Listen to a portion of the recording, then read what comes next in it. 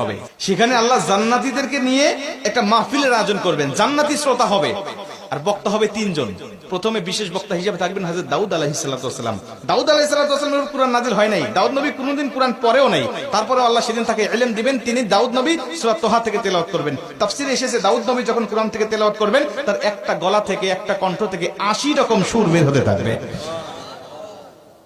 জান্নাতীরা দাউদ নবীর কণ্ঠে তেলাওয়াত শুনে তো পাগল, বলবে আল্লাহ কি তেলাওয়াত শুনতেছি, আমরা তেলাওয়াত শুনে শুনে জান্নাতে থাকতে চাই, আর কিচ্ছু চাই না। আল্লাহ বলবে এর থেকে কি সুমধুর তেলাওয়াত শুনতে চাও না?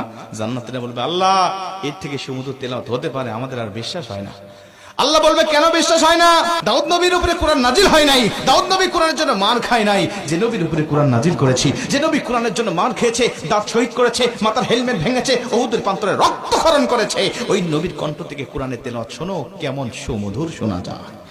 আমার নবী যখন সূরা ইয়াসিন থেকে তেলাওয়াত করবেন,